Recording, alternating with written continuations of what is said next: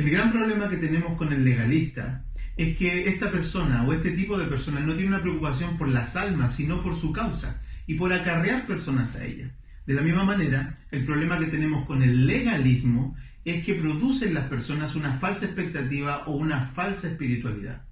La solución a esta enfermedad simplemente tiene que ver con la exposición de la gloria o la exaltación de la gloria de Dios, la defensa de la verdad del Evangelio y el desarrollo de una genuina preocupación por las almas y por su salvación. Queridos hermanos, sean bienvenidos nuevamente a una escuela dominical de la Primera Iglesia de Concepción.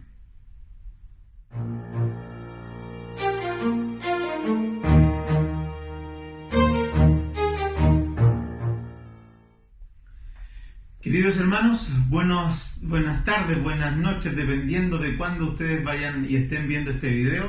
Estamos alegres y gozosos de poder servir una vez más a través de del desarrollo de estos recursos para nuestra escuela dominical, ahí en sus casas, en este tiempo donde estamos distanciados, pero estamos aún estudiando la palabra del Señor con intención, con gozo y con alegría. Me da gusto ver cómo en medio de las semanas personas me escriben y me agradecen, no solo a mí, sino que a la iglesia por disponer de todos estos recursos y están interesados en seguir las lecciones y en seguir aprendiendo y me da tanto gozo algunos comentarios como aquellos que dicen que se sienten bendecidos porque están aprendiendo la palabra. Eso es un gozo y es una bendición para nosotros. Así que les invitamos a que sigan ustedes también estas lecciones que estamos desarrollando, estos recursos que estamos disponiendo en nuestro canal de YouTube. Hemos recomendado, ¿no es cierto?, la suscripción para que podamos ir recordando los nuevos contenidos que estamos desarrollando. Así es que damos gracias al Señor por ello y le animamos también. Así es que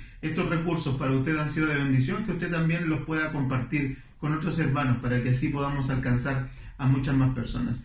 Hoy tenemos frente a nosotros algunos versículos bien extensos, varios versículos de la palabra del Señor que nos van a guiar a través de ya la última parte y casi la última parte del capítulo 4 de la epístola del apóstol Pablo a los Gálatas y me gustaría que prontamente diéramos lectura a estos versículos que van a ser del 8 al 20 y para que luego ya entremos en lo que el Señor esta tarde, este día, más bien nos quiera hablar. Así es que les invito a que leamos la palabra del Señor.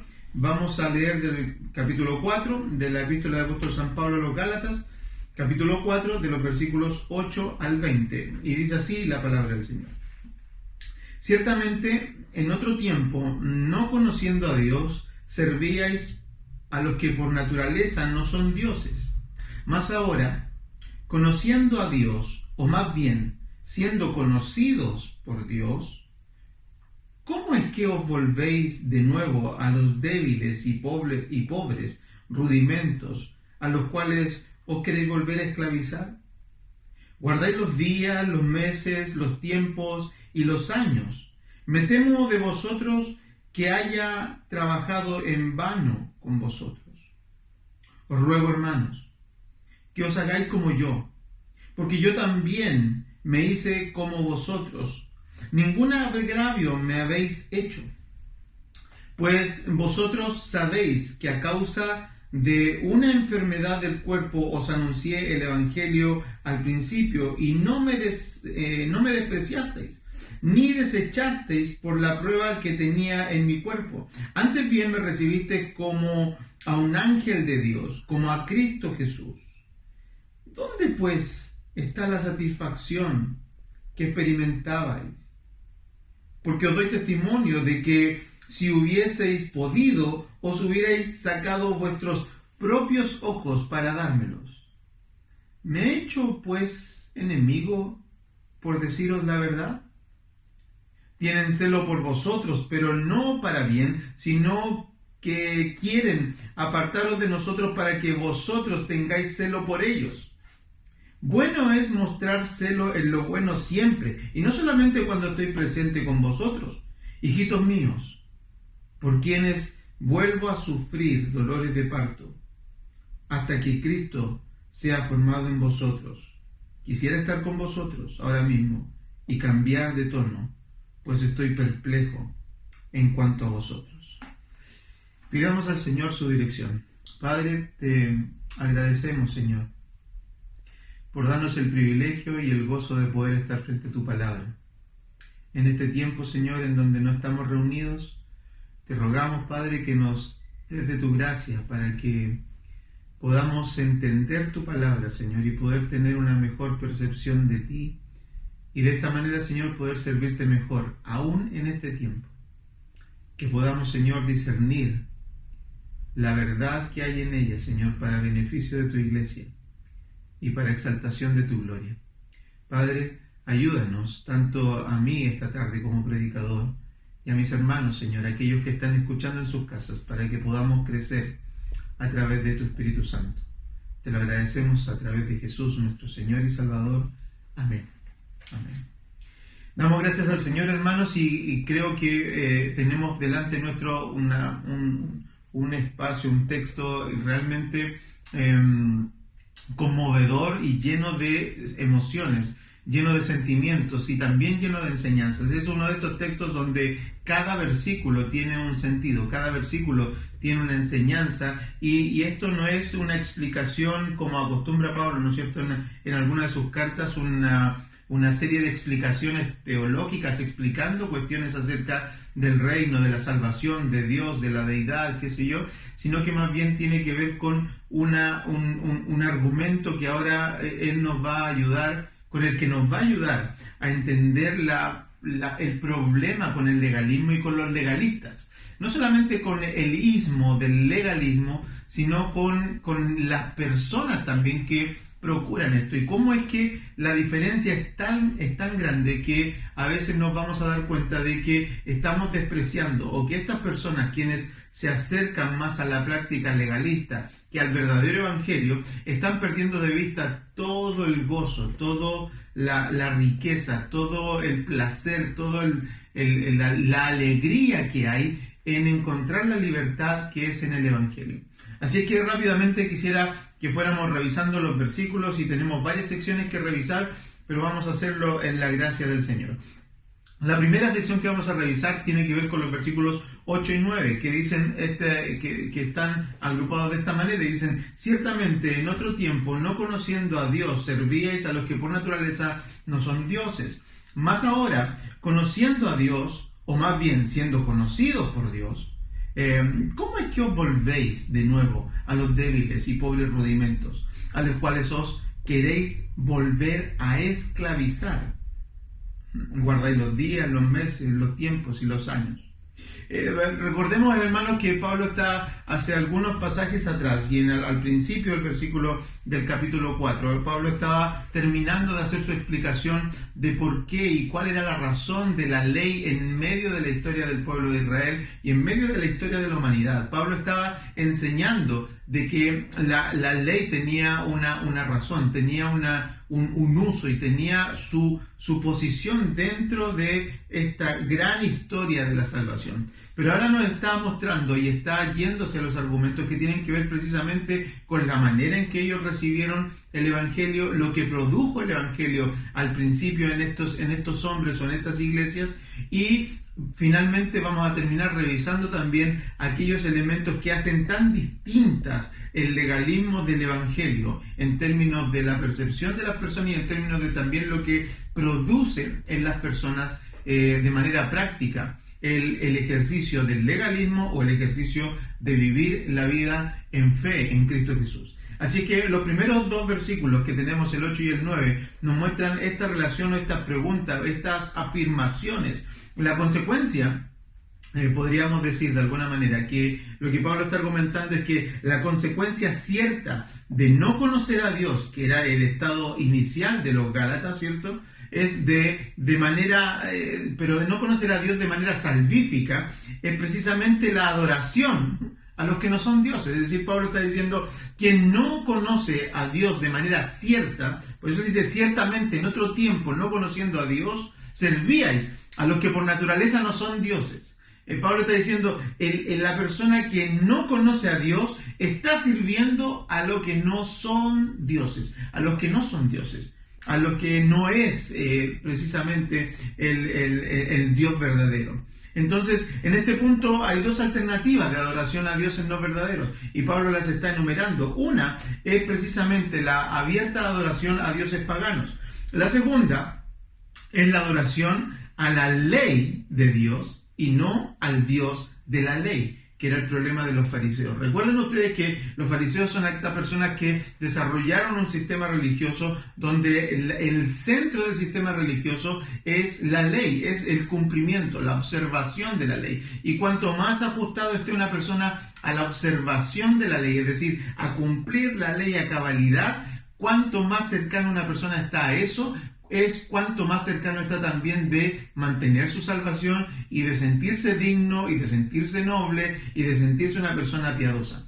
Esta idea es a la que yo llamo es que los judaizantes o los judíos dejaron de servir al Dios de la palabra por servir a la palabra de Dios. Y esto es un problema que Pablo está enfatizando en este minuto y está ayudándonos a entender estos dos problemas. La adoración abierta, entonces, el problema de los dioses paganos, que recuerden ustedes que Gálatas está en medio de un pueblo donde mayoritariamente son paganos, donde mayoritariamente son gentiles, y ahí en esos lugares efectivamente existe la adoración a dioses paganos. Y el problema con la adoración de dioses paganos es lo que básicamente se describe en el Salmo 135, los versos 16 y 17, o el Salmo 115, versos 4 y 7, que son, al menos a mí, algunos que me hacen sentido con esto. Y dice que tienen boca, el Salmo 115, versos 4 al 7, dice, tienen boca y no hablan, tienen ojos y no ven, tienen orejas y no oyen, tampoco hay aliento en sus bocas. El problema es que el versículo 18 del Salmo 135 dice que son semejantes a ellos son los que los hacen y todos los que en ellos confían. ¿Se da cuenta? El punto es que cuando personas están adorando, como en el estado inicial de los Gálatas, y eso es lo que Pablo les está tratando de hacer ver, antes de recibir el Evangelio, ustedes adoraban a dioses que no tenían boca, que no tenían ojos, que no tenían orejas, que no oyen, que no tienen aliento. Y el problema real con esto es que tales son aquellos que los hacen y asimismo son aquellos que en ellos confían. Es decir, el punto es que quien adora a un Dios de este tipo, de estos dioses con D minúscula, se convierten en personas completamente inútiles. Es decir, ¿para qué queremos a alguien que tiene oídos pero no oye, tiene vista y todo eso junto, ¿no es cierto? No estamos hablando precisamente de que son personas inútiles aquellos que tienen algún problema de audición o de vista, pero estamos hablando de un elemento completo. Cuando estamos hablando de un Dios a quien adorar, ¿de qué me sirve un Dios a quien yo puedo adorar y que no me va a escuchar porque no tiene oídos? ¿De qué me sirve a un Dios que tiene boca pero en verdad no va a hablar nunca, no se va a comunicar? Es decir, quien adora este tipo de dioses se convierte en alguien inútil porque no tiene comunicación, no tiene relación. Por su parte, el problema con aceptar el judaísmo, esto es, abrazar la observación de la ley de Dios como un medio de justificación, es que viven esclavos de esto que Pablo llama las prácticas débiles y pobres. Las leyes ceremoniales, piensen ustedes en aquellas cosas. Pablo está haciendo alusión y de manera muy precisa hace alusión a los días, los meses, los tiempos y los años. Recuerden, Pablo es alguien que viene de allá. Y quizás la razón por la que es tan preciso es precisamente porque él conoce todo lo que hay que observar en la ley mosaica, todo lo que hay que observar en la ley de los judíos, las leyes ceremoniales, la observancia de los días, de los meses, los tiempos y los años, es decir, los días de reposo. Observar los días como el día de reposo, observar los meses como la luna nueva que está descrita ahí en Números 10:10 o en Números 28:11. Los tiempos relacionados con las fiestas anuales. Ustedes saben cuántas fiestas tenían el pueblo judío que el Señor las dio para que recordaran cosas acerca de la historia que ellos tenían con su Dios: la Pascua, Pentecostés, los tabernáculos, las cosechas, etc. Sin dejar fuera todo esto, también cuestiones como, por ejemplo, las disposiciones de estas medias inquebrantables, como por ejemplo el año sabático cada 7 años, o el jubileo cada 50 años, donde todas las cosas expiraban, donde todas las cosas terminaban. El punto es que todas estas cosas la observación de nuevo de todas estas cosas son cuestiones débiles, son cuestiones pobres que llama Pablo, son rudimentos, son cuestiones iniciales, porque él ya las explicó como eso. Él ya explicó que estas son cosas que no sirven para prolongar o para producir salvación ni menos santificación en las personas. No tienen poder de transformación, no santifican y menos salvan. El problema de adorar a algo que no es nuestro Dios en Cristo Jesús es que estos son sistemas que parecen tener apariencia de piedad. Y el asunto es que satisfacen, al final, estos sistemas satisfacen al hombre y no a Dios. Se trata duramente al cuerpo, pero no tienen poder contra los apetitos de la carne, según dice Colosenses 2:23. Ese verso que nos habla dice que uno puede hacer todas las cosas, pero al final todo lo que uno puede hacer no tiene poder sobre los apetitos de la carne, si es que estamos anclados a la ley. Una práctica es una práctica, adorar a otros dioses es una práctica que Dios aborrece. Si usted quiere alguna referencia de eso, por favor lea el capítulo 1 de Isaías, se lo recomiendo. Usted se va a encontrar que en Isaías va a ver que Dios aborrece eso por cuanto se hace por mandamiento de hombre y no es el hombre entonces el que debe poner los límites o el parámetro, hermanos, de la santificación. Es Dios quien pone el parámetro de la santificación. Es Dios el que pone el parámetro de la justificación. Y cuando nosotros observamos la ley o cuando cumplimos mandamientos de hombre, termina siendo el hombre el dueño, el poseedor de esos parámetros. Yo hago tales y cuales cosas, entonces soy santo. Yo no hago tales o tales cosas, entonces soy una persona espiritual. Eso no es lo que Dios diseñó. Esa no es la forma de nuevo de usar la ley. Esa no es la forma de usar la escritura. Dios es quien establece cuál es la medición para nuestra espiritualidad. Y obviamente en Isaías 1:13 el Señor muestra este aspecto de odio, de desprecio. Él llega a decir en Isaías 1, sus fiestas me dan asco, no las quiero, no traigan sacrificios. Se lo repitió.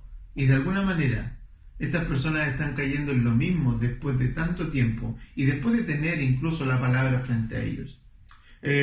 No involucran la transformación del corazón, Isaías 29:13, porque en verdad lo que esto hace es que reduce al hombre al que adora. Dios no tiene un celo por la adoración a Él porque Él sea diocéntrico, por decirlo, a pesar de que sí lo es. Pero esto no es que sea una majadería de Dios. ¿Sí? Lo que Dios ve cuando nosotros adoramos a cosas que no son Él es que estamos perdiendo, es que estamos reduciéndonos, es que estamos minimizándonos. ¿Sí? Estamos minimizándonos a adorar una imagen, estamos minimizándonos a adorar algo que no es grande, que es pequeño. Entonces lo que más puede el hombre aspirar cuando no adora al Dios de la Biblia es que termina por hacer o llegar, lo más alto que puede llegar es a la altura del Dios que adora. Ese es el punto. Al adorar a un Dios que está centrado en el poder, por ejemplo, cuando personas se afanan con el poder y adoran el poder y quieren más que Él, lo único que van a terminar por ser son personas déspotas o calculadoras. Porque el poder trae eso consigo. Quien adora al Dios poder va a terminar siendo un déspota. Quien adora al Dios de la belleza va a terminar siendo un ególatra, vanidoso. El que adora al Dios del dinero va a terminar siendo un egoísta, un avaro y un desconfiado. El que adora al Dios del conocimiento va a ser un arrogante, autosuficiente. Es decir, nadie que adora algo que no sea Dios termina por ser alguien piadoso, virtuoso. Siempre vamos a terminar a la altura del Dios que adoramos. Por eso es que el Señor dice, miradme a mí todos los términos de la tierra. ¿Por qué? Porque en esa función de adorar al Dios verdadero, nosotros tenemos dos cosas que son algo que me gusta de una frase que construyó el pastor Piper. Es que cuando nosotros estamos más satisfechos en Él, es cuando Dios recibe gloria y nosotros recibimos honra. Esa es la razón. Nosotros llegamos a la altura de adorar a un Dios verdadero y es que entonces estamos aspirando a lo más alto que alguien puede aspirar en la vida. ¿Y no es algo lógico? ¿No es algo razonable, hermanos? ¿No es algo que debiéramos nosotros considerar? ¿Por qué tenemos tanta aversión a adorar a Dios? ¿Por qué tenemos tanta, problema con decir abiertamente, yo quiero adorar a Dios y Dios quiere que lo adoremos? Si eso es lo más alto a lo que podemos llegar. Eso es lo más sublime que podríamos hacer. Nosotros lo hacemos en nuestras tareas diarias. Queremos que nuestros hijos estudien en las mejores universidades. Queremos que nuestros hijos sean los mejores. Queremos que nuestras familias tengan los mejores. Pero en cuanto se trata de espiritualidad, es mucho. No queremos que sean espirituales. No queremos que adoren tanto a Dios. No queremos compartir esa gloria. Esto es una arrogancia, hermanos. Esto es algo de lo que Pablo le está diciendo. Fíjense, por favor, cuando ustedes al principio no conocían a Dios, esto era lo que estaban haciendo. Estaban reduciéndose a ustedes mismos y de pronto llegó el Evangelio y transformó todo en su vida. Pablo está diciendo que categóricamente que la salida de la esclavitud en la que estaban es a través de la conversión a adorar al Dios verdadero, en un conocimiento de Dios que no es un conocimiento general como muchos tienen conocimiento de que Dios existe, sino de un conocimiento salvífico que hace obra y vida en las personas para cambio hacia la piedad, hacia una vida piadosa. Así es que Pablo está hablando de este es el gran peligro de estar en el legalismo y de seguir a los legalistas.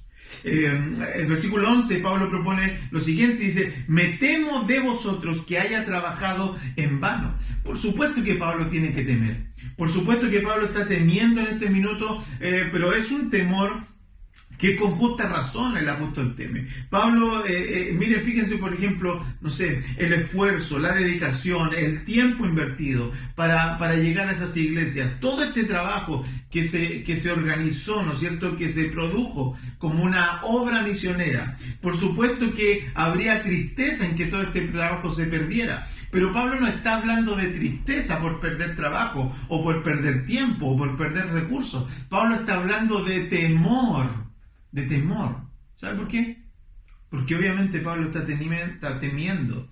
Él sabe lo que significa volver a la esclavitud de la ley y no quisiera ver a sus hijos en la fe, perdiendo la libertad con que ya Cristo los había hecho libres. Es una expresión de tristeza y de preocupación solemne. Pablo no está preocupado, no tiene pena por lo invertido por el trabajo, aunque podría ser una justa pena. Pero Pablo está enfatizando algo que nos va mostrando de a poquito la diferencia entre un legalista y un verdadero ministro. Pablo está con temor de la pérdida de la gracia que el Señor ha depositado en ellos. Está con temor de que ese trabajo que estos hombres han empezado, está con temor de que ellos no sean, ¿cierto? Es un temor justo, es un temor de un hombre, de un pastor, de alguien que está sembrando la semilla y él no sabe, recuerden, él es un sembrador. Él es un sembrador.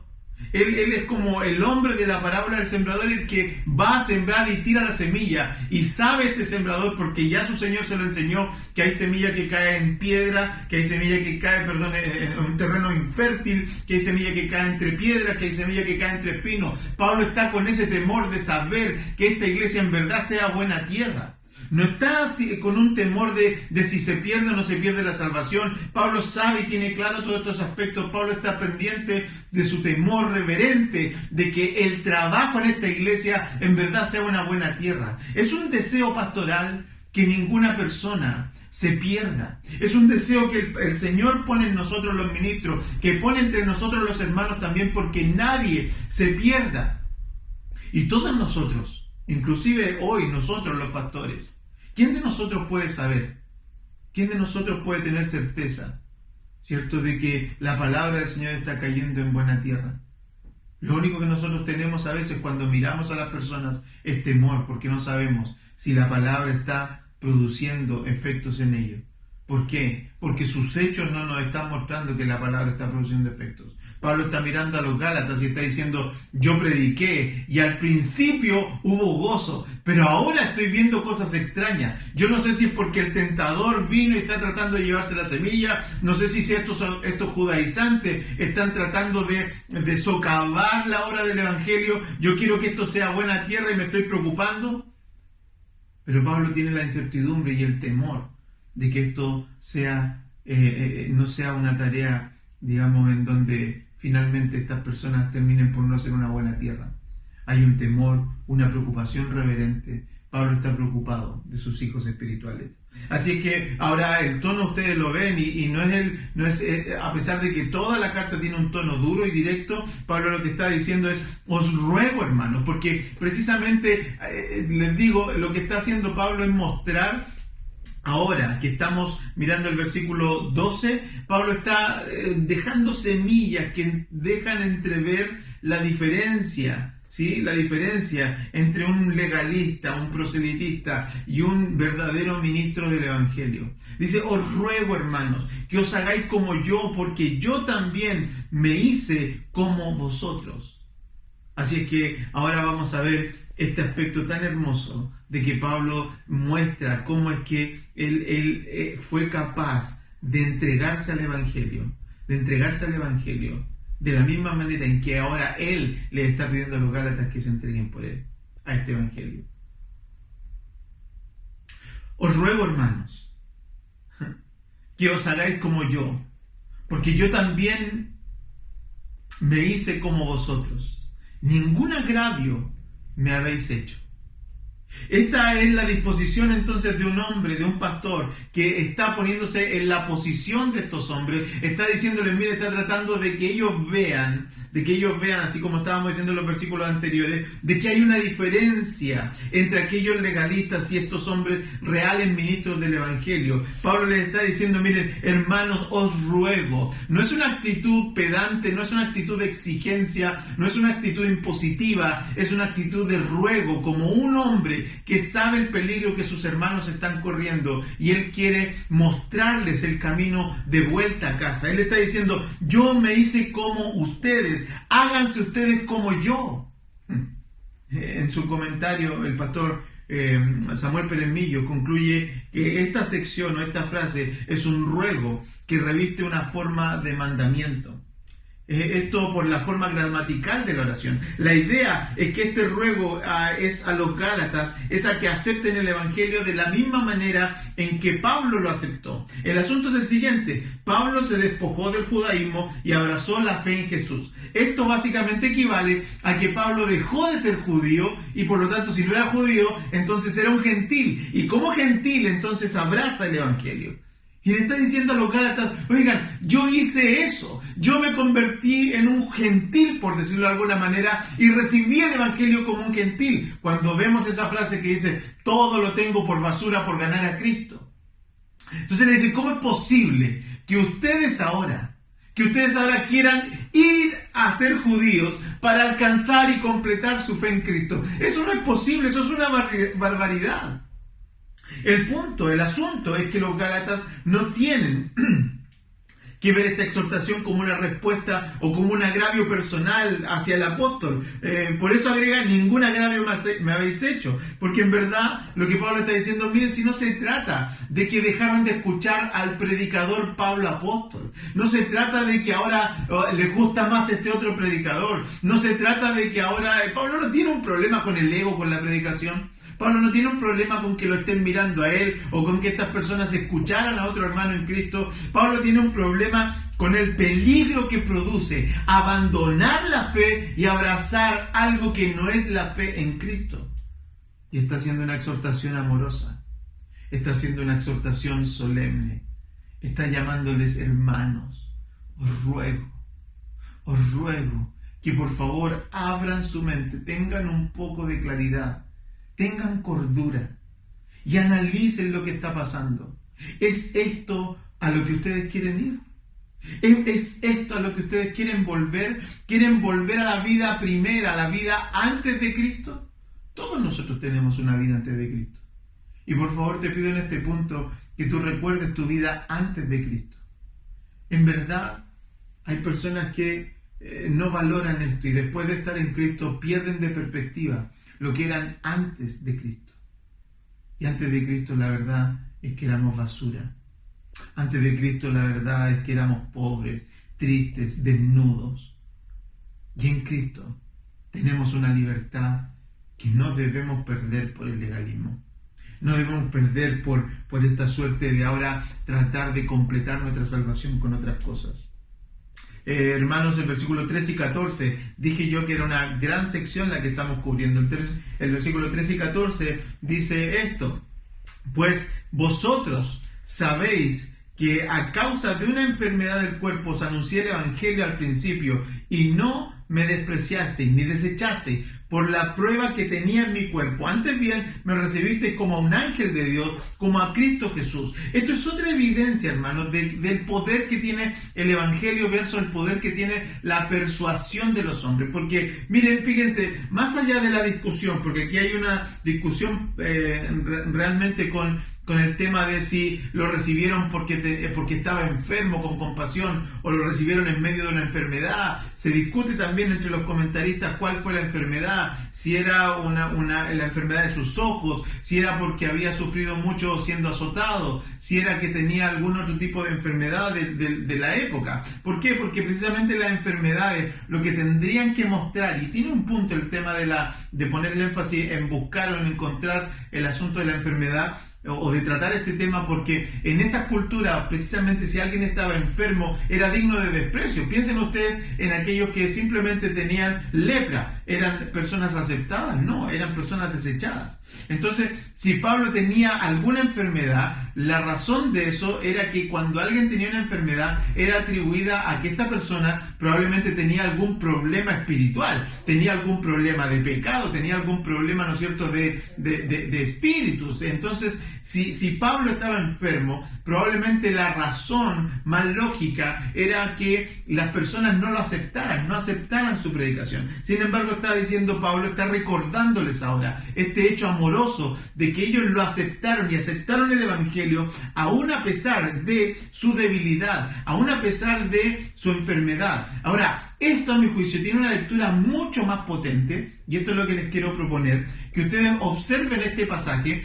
no tanto pensando en los Gálatas como personas buenas recibiendo a alguien que aún tenía enfermedad e igual escucharon al pobre Pablo. No nos perdamos. Yo creo que el mayor peso de esto tiene que ver con que el evangelio por sí solo es, de nuevo, como esa semilla que tiene el gran poder, y que no importa el envoltorio en el que vaya, que no importa el sembrador que lo siembre, que no importa, ¿no es cierto?, el momento o la forma en que esto sea sembrado, sino que lo que importa es el poder de la semilla que está siendo sembrada. Y si eso es buena tierra, es todo lo que necesitan. Entonces, cuando Pablo viene aún con su enfermedad, estamos viendo que el evangelio no tiene necesidad de personas perfectas. Estamos viendo que el evangelio no tiene necesidad de personas con una alta expectativa, ¿no es cierto?, de buena apariencia. Aún con enfermedad, no lo despreciaron. Fíjense en los temas.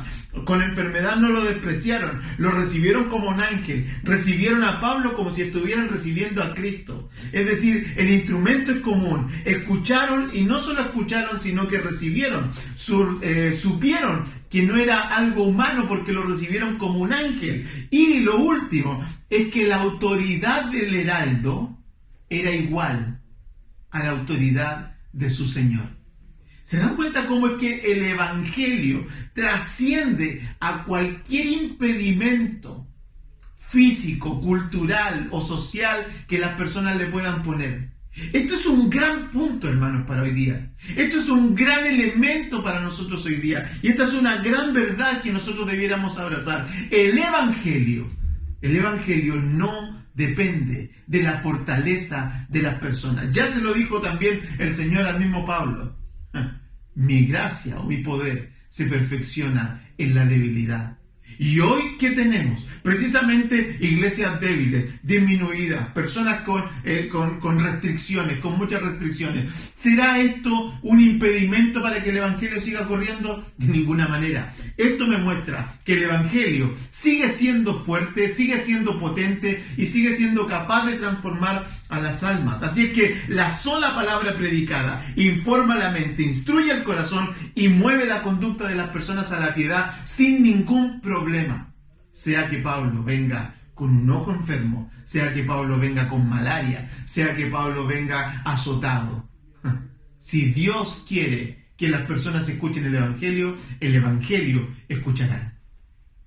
Así que tenemos el versículo 15. ¿Dónde pues está la satisfacción que experimentáis?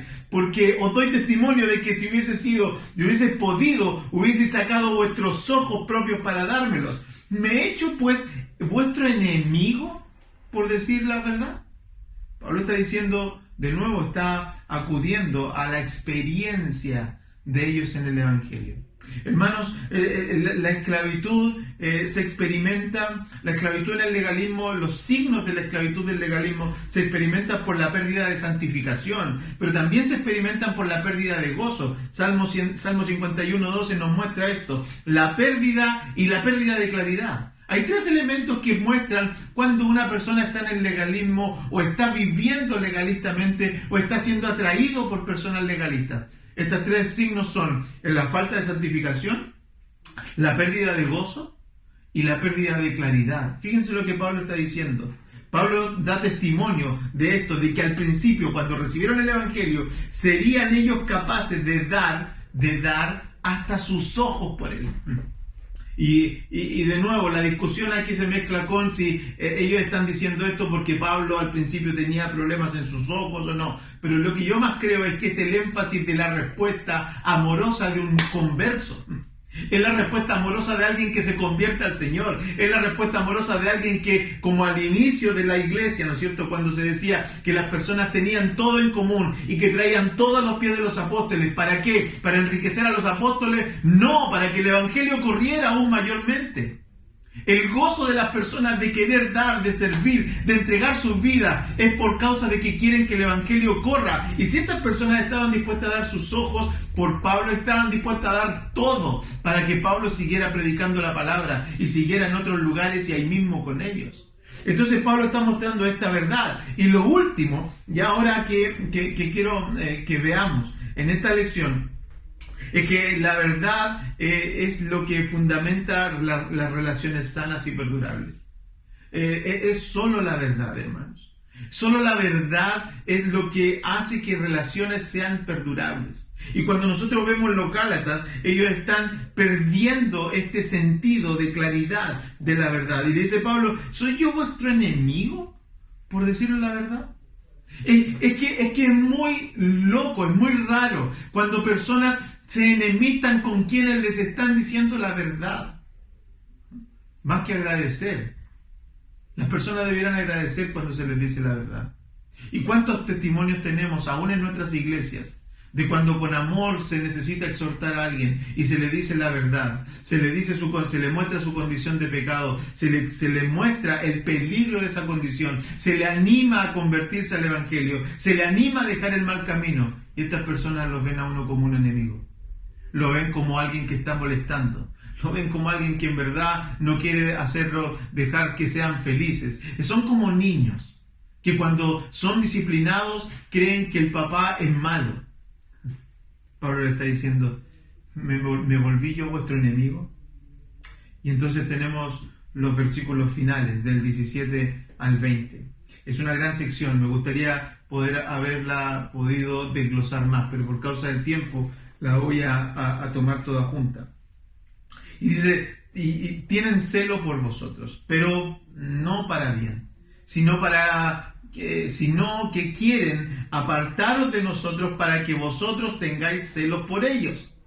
Bueno es amar, es mostrar celo en lo bueno siempre, y no solamente cuando estoy presente con vosotros, hijitos míos, por quienes vuelvo a sufrir dolores de parto, hasta que Cristo sea formado en vosotros. Quisiera estar con vosotros ahora mismo y cambiar de tono, pues estoy perplejo en cuanto a vosotros. ¡Wow! Esto es una gran expresión. Son versículos que realmente tienen muchísimo para decir. Pero por favor, mire solamente algunos de estos puntos. Pablo está diciendo, miren, aquí está la diferencia entre estas personas a las que ustedes le están poniendo oído y los verdaderos ministros del Evangelio. Primero, ya mostró Pablo que los ministros del Evangelio tienen un gozo, tienen una pasión por la verdad del Evangelio. Tienen una pasión por por adorar al Dios verdadero, tienen una pasión por el cuidado de la adoración real, pero también mostró la segunda verdad de que los ministros reales del Evangelio no necesitan apariencia, no necesitan aderezos, no necesitan elocuencia, simplemente necesitan una defensa férrea y estar cimentados en la verdad. Y lo tercero que está mostrando es que estas personas, la diferencia que hay entre una persona que es un legalista, que está tratando de engañar a las personas, y un verdadero ministro del Evangelio, es que los legalistas tienen celo, pero para apartar a las personas de su creencia. Mientras que un verdadero ministro tiene celo por sus almas, tiene celo por la verdad del Evangelio. Bueno es mostrárselo siempre, y no solamente cuando estoy presente con vosotros, hijitos. ¿Qué querrá decir esto? Pablo obviamente está diciendo que estas personas tienen celo por defender, por la pelea, ¿no es cierto?, que se está produciendo, pero no por la salvación de estas personas. Y al final Pablo termina diciendo, hijitos míos, yo sufro como dolores de parto. Se dice que los dolores de parto son los dolores más indescriptibles que una persona puede tener. Así que Pablo no está mintiendo. Pablo está expresando la real preocupación de él, de su sufrimiento por las almas de los Gálatas. Y dice que su sufrimiento tiene un punto, tiene un límite, tiene una meta. El sufrimiento de Pablo no es hasta que me vuelvan a escuchar a mí, no es hasta que solamente vuelvan ustedes a congregarse con nosotros, no, es hasta que ustedes conozcan, sean formados, sea Cristo formado en vosotros. Esa es la medida de Pablo. Y ahí está la otra diferencia. Porque precisamente los judaizantes, lo que van a decir es, ¿quieres servir a Cristo? Si quieres alcanzar a Cristo, tienes que hacer estas cosas. ¿Se dan cuenta? Es decir, si quieres a Cristo, tienes que hacer esto. Es un impedimento para servir a Cristo, finalmente. Es un impedimento para servir a Cristo. Entonces aquí tenemos la gran diferencia entre un verdadero y un falso ministro. Uno preocupado de acarrear adeptos, ocupado de ganar la pelea religiosa, de convocar la fuerza de los nuevos creyentes hacia sus propósitos, aparentemente piadoso, trabajando de manera ilegítima, con demagogia, ofreciendo la falsa libertad y una vida sin espíritu, hermanos. Eso es un falso creyente, eso es un falso predicador, esa es una persona falsa, un fariseo. Pero por otro lado vemos al verdadero ministro preocupado por la gloria de Dios, por la verdad del Evangelio y por el destino de las almas. Estos tres son los colores de la bandera que Pablo eleva en la epístola de los Gálatas. La gloria de Dios, la defensa de la verdad que produce vida y la genuina preocupación por el destino de las almas. Hermanos, estamos frente a una gran epístola, estamos frente a una gran verdad que debiera producir en nosotros hoy la energía para poder servir a Dios de mejor manera. Pero no solo eso, debiera producir esta epístola claridad en nosotros para saber dónde estamos y con quién estamos. ¿Estás viviendo en la gracia de Dios? ¿O estás viviendo simplemente en un sistema legalista? ¿Sientes el peso de no poder hacer tales o cuales cosas? ¿Y ese peso te está llevando a pensar que no eres salvo porque no estás viviendo una espiritualidad normal? ¿O sientes libertad en Cristo y estás buscando, tratando de seguir como el agua, que a uno le pone un impedimento y el agua busca, ¿cierto?, el destino para seguir su curso? ¿Cuál es la posición en la que estás? Si es que estás viviendo por las cosas que haces, te invito a que revises tu fe en Cristo. Pero si estás como otras personas deseosos, alaba a Dios, glorifica a Dios y busca en Dios. Entonces, el gozo de experimentar esta salvación que tienes en Cristo y compártela con otros. No te quedes. Recuerda lo que dice Pablo, que Pablo no necesitó más que el Evangelio para producir la conversión de las personas en la iglesia de Galacia. Así que aún en este tiempo tenemos oportunidad como iglesia de pensar formas de evangelizar, de pensar formas de seguir congregándonos, de pensar formas de seguir expandiendo el Evangelio. Para eso se necesita personas que amen a Dios y que hayan creído en el Evangelio de verdad. Querido hermano, que el Señor te bendiga y nos vemos en la próxima escuela dominical.